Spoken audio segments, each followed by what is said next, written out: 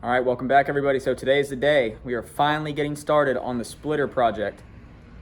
So what we're gonna do is we're gonna take these two pieces and we're going to make them look seamless like this piece right here.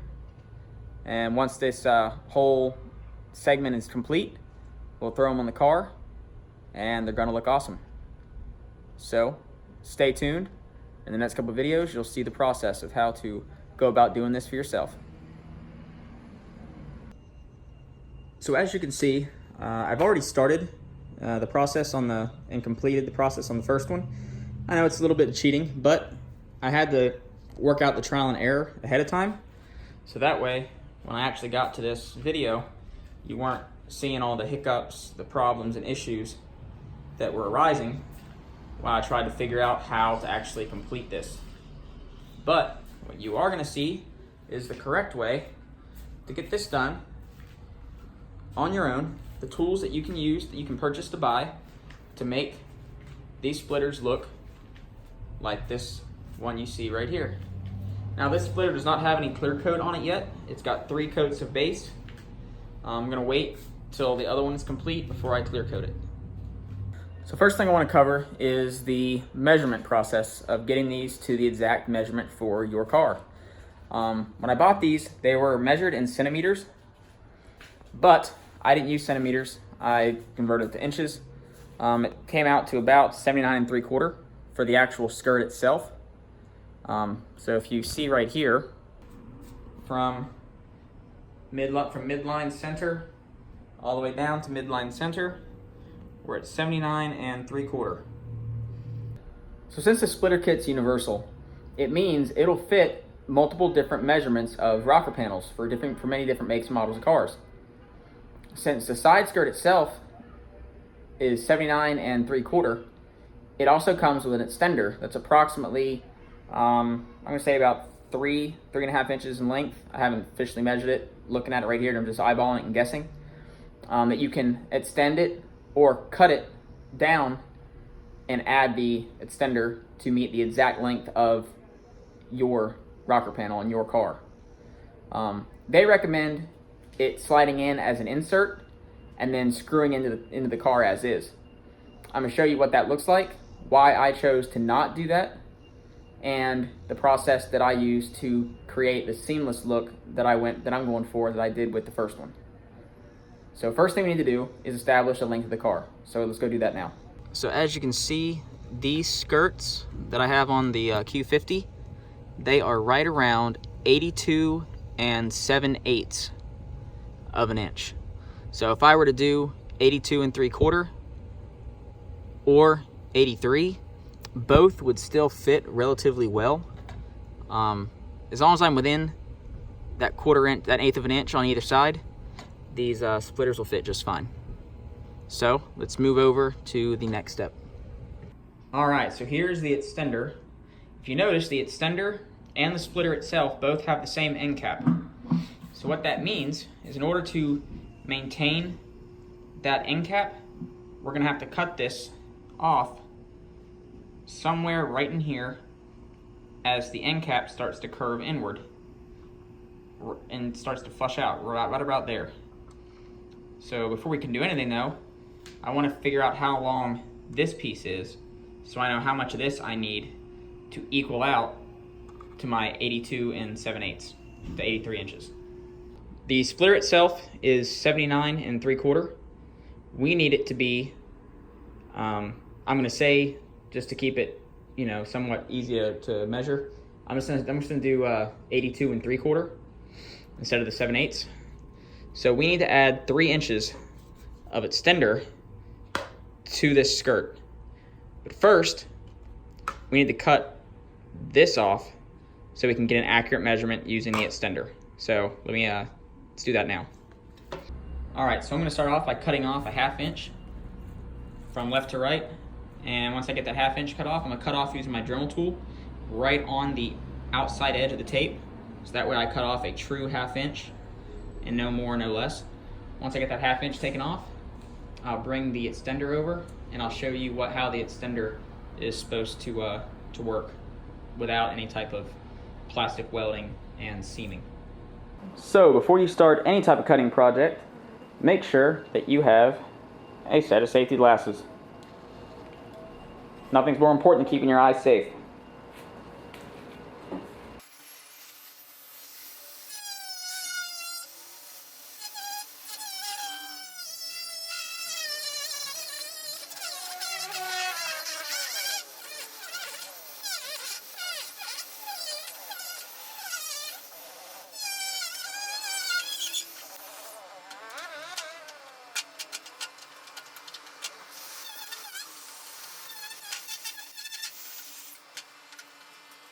Next, I'm going to file down all the edges with my little cobalt file here.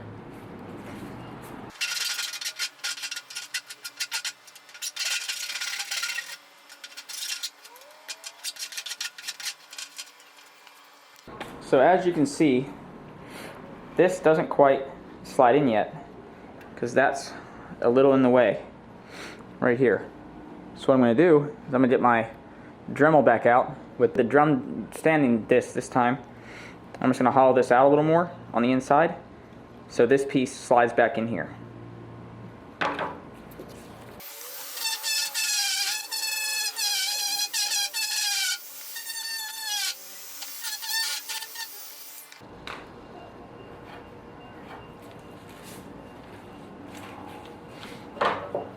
And we're going to test fit and see if that works.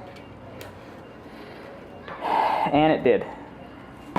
This is what the splitter looks like when you use the insert by simply sliding it in to the base of the cap like they recommend on the eBay page that I purchased the splitter from. That looks like garbage. Now, I mean, if this is the extent of your capability, then by all means, you do you. But I don't like this. I want it to be a solid piece from start to finish. So I'm going to work that right now and show you how I go about doing that. So as you can see, the extended piece that I plan on using is exactly 3 3/4 in length. We cut off a 1/2 inch off of this. So technically, if we were to cut this right now and mat this to this, it would be right at 83 inches instead of 82 3/4 where we need it to be. The reason I didn't cut the other 1/4 inch off of this piece is because I need this extra space here so I can bevel into, notch it. So when I plastic weld it, I have some extra material that I can use when splicing this piece into this piece.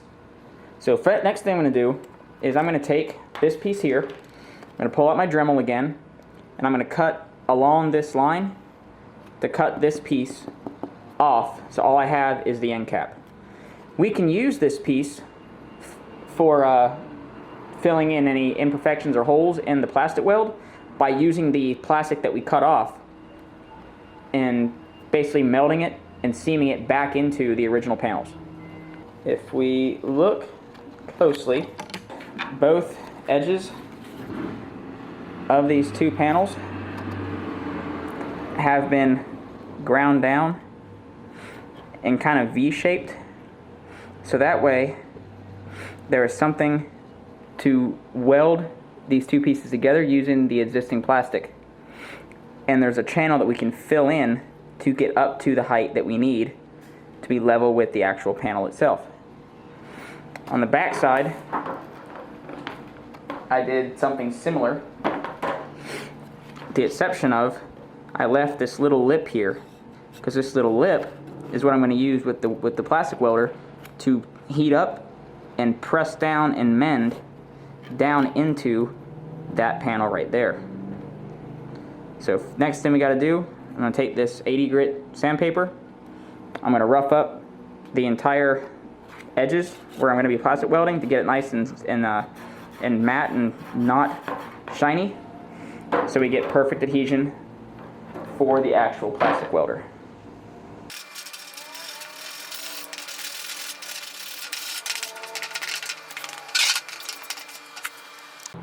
Alright, so I mentioned this in the first video, that I'm using Polyvance's 5210 Fiberflex repair kit to do this project.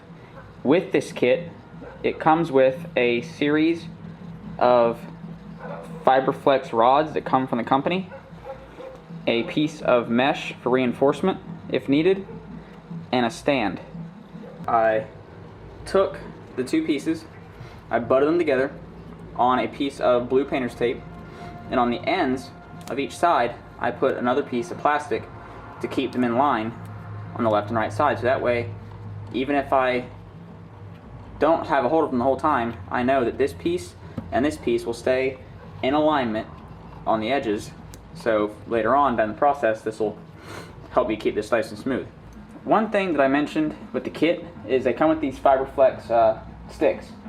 Those Fiberflex sticks are really good for brazing plastic. They stick to plastics for like partial tears or rips or punctures, but when it comes to, I've learned from the first one, when putting two pieces together from scratch, the Fiberflex brazing sticks don't really help keep this together under pressure. It cracked on me twice and I had to pull it apart. So what I ended up doing, I told you what I was going to do, the piece of plastic that we cut off of this splitter, I cut a section off of it, ground it down so it's a nice dull finish, and I'm going to use this in combination with this little lip right here to mat the backs of these two pieces together.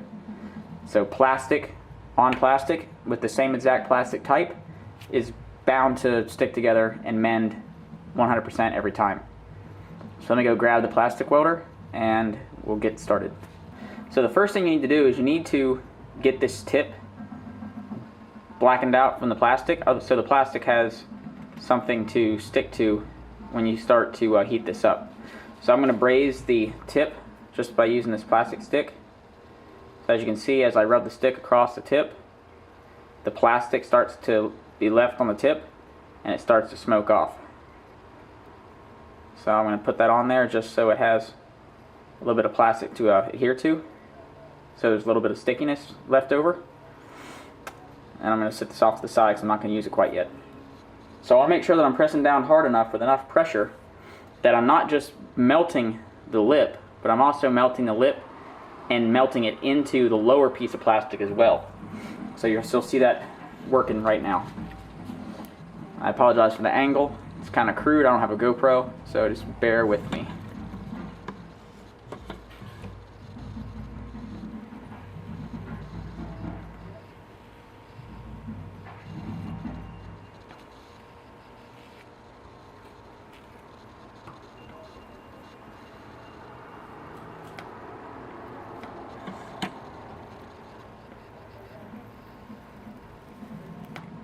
So if you see, I'm applying firm pressure.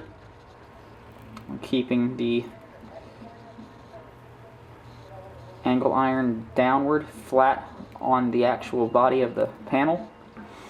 And I'm moving 1/4 inch at a time and just pressing this plastic down and mending it into the lower panel. Now we're going to go back over this with the actual stick after we get this done. But we want to make sure that we have it to a point where it's nice and solid before I take the tape off. Now, I am by no means an expert at doing this, so I'm sure there are going to be people out there that have done this before that are vastly more experienced than myself. If you see me doing something incorrectly or that could be improved, by all means let me know in the comments. So now that that's done, I'm going to come through with my stick. I'm just going to add a little bit more plastic to this corner here and this corner here after I peel this tape off. So first things first, I'm going to take my rod, my heating plastic welder, I'm going to weld this together by applying heat and pressing it down and into the other panel. Like so, and pressing down in the corner as well. Now if you press too hard and you hold it in one spot for too long, what's going to happen is the the plastic piece is going to get too hot and it's going to start bowing and bending outward, and you don't want that to happen. Trust me, I did on the other one and it took me forever to reapply new pieces of plastic and filler to get this line straight again. So I'm going to use this piece that I cut off earlier as a support beam. I'm going to use it to hold the two pieces together nice and tight. So as I push, I'm keeping the panel tight to the body, so it's staying as straight as possible. And then I'm going to slowly bring this down and up. Alright. I'm going to grab this other piece of plastic over here that I have on this side, and I'm going to use it on the inside to press into, to try to keep that as straight until it cools down. So I'm going to heat it up, place these together, and press them together to kind of form a C-clamp on that edge to make sure this body line stays nice and straight. I'm going to hold it there for a couple seconds, and then I'm going to pull this one away. I'm going to pull this one away and let that cool down. Now I'm not going to bore you by doing the other side on camera, but I'm going to do this side here the same manner, and then when this is done, we'll flip it over and I'll show you the front side. So stay tuned. Alright, so here's the front side and the side. You can see it's pretty solid already. So I'm going to go through with the plastic welder. I'm going to heat these two edges together and kind of melt them into each other. And I'm going to fill in the rest of the crease with this rod, while at the same time trying to make sure that I keep a steady, straight line and keep this as smooth as possible so we don't have as much prep work later. So here we go. I'm going to use the tip of the rod this time, or the tip of the plastic welder this time. I'm basically just going to press it down hard and run it across the panel just to get that plastic melted. And then I'm going to run it to the other side and do the same thing, taking that natural V-line, that V-groove that I made, and just melting the plastic of both V-lines into one seamless piece. Again, ensuring that you're pushing hard enough to melt not only the plastic above, but to warm the plastic below enough so the plastic that you're pushing in actually sticks.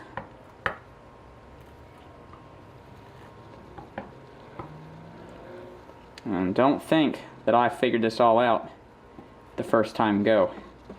There was a reason I did the first splitter off camera, because I knew that I was going to struggle at first doing this, and I didn't want that struggle to be a 45-minute video for you to get bored with.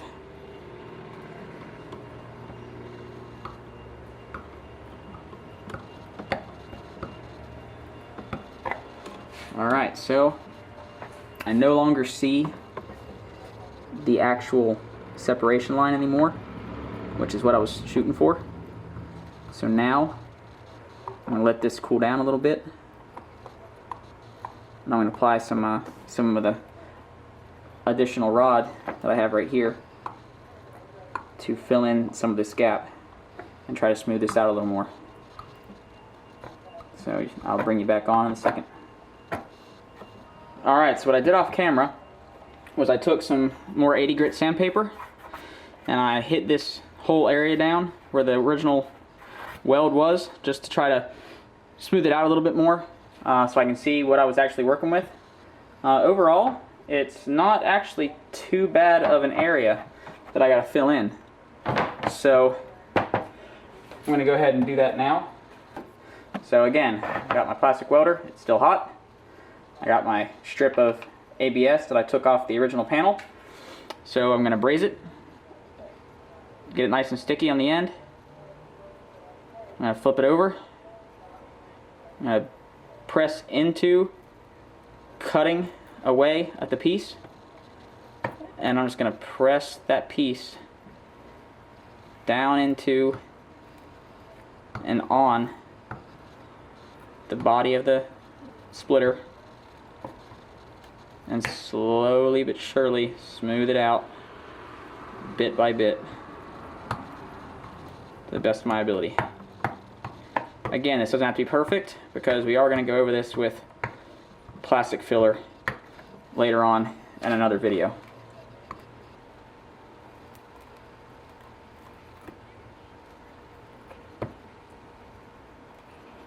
Remember, hold it just long enough to not only melt the plastic, but to heat and melt the plastic below so they bond together. Because ultimately that's the purpose, that's the goal. To take this little strip and mend it into the plastic below.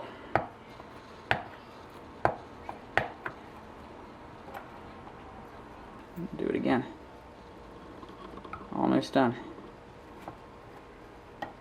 Flip it, cut it, and mend it.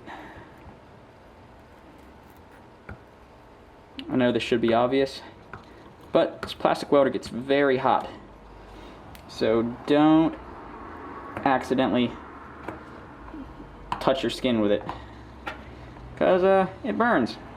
Yeah, found that out on accident. I thought it had cooled down, and I left it. I unplugged the wrong thing.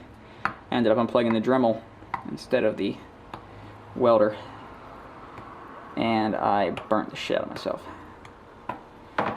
Now again, we can fix these edges and stuff with the plastic filler at a later date. So don't try to keep these curves perfect right off the gate. All right, so that one's done. I'm going to take this last piece here, knock out this corner right there, and then call this a night. So I'm not going to bore you with that. Alright, so this is where we're going to leave it for today. I hit it by hand with some 80 grit again, just to rough it up and knock out any of the high spots and jagged points. So this is what we have so far. It's all one piece. It's crude, it's rough, but when I get the DA out and hit it with the DA, 80 grit, 120 grit, this will smooth out pretty good, and then we can start hitting it with the plastic filler. So that's all I got for right now. Part 2 will be out shortly, and we'll keep on trucking and moving forward with this project. So stay tuned. Out.